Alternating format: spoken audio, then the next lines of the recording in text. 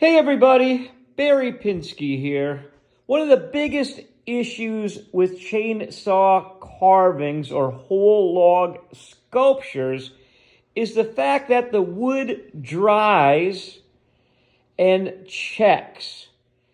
So for new carvers that aren't aware, and for customers that I'm trying to explain why they need to oil their bears, when a tree grows, it grows around the pith. This is your little start of your tree. And because it grows in radiuses, in circles, and wood is filled with water, when the tree starts to dry, the wood fibers shrink. And they shrink in a radius around the pith. And the wood is usually going to crack the closest distance from the edge to the pith, because that's where there's the least amount of resistance. And this particular piece here really shows that quite well. I mean, this is an amazing example of that. Now, it isn't that often that you get this much difference from what I consider like when I'm making a bear here, the front of the bear's nose, to what would be the back of the bear.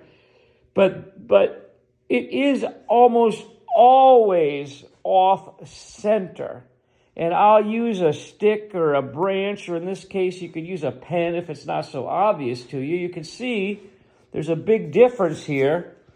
And if you went from here to here and then spun it around, you see the pen would only go that far. It's like, oh, look at that. It's almost twice as much. So if you want to have fun with your friends, you could cut off a cookie and make a line from the closest part to the edge of the pith, and then put in $20 and bet them where it's going to crack the most, and you're going to win every time. All right, so getting focused again here. Wood grows in rings. Tree is filled with water.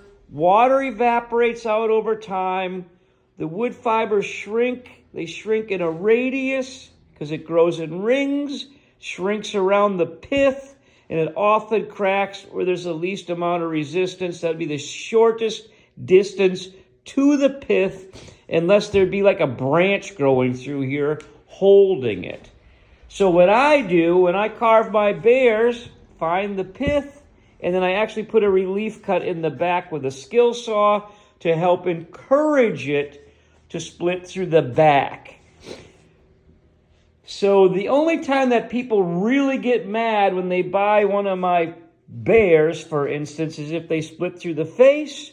So you can see here, if you put the nose of the bear here and the eye here, you're going to get a split right through the side of the face, right to the eye. And I see that a lot on carvings when I go to shows, or people come to the Big Buzz, or people just don't know. So hopefully this will help a whole group of carvers get a fresh cut. Look for the pith. Make sure that's in the back of your piece. I wrote on here, south side of tree. In 99.9% of the cases, this would be the south side of the tree. That's where it'd get the most sunlight. So then there'd be more growth on this side. There you go. Hope you found it interesting. Oil your freaking bears, people. Don't coat them in plastic. They'll dry rot. And please don't make your bear so it splits right to the freaking eye. My God, everybody will be mad.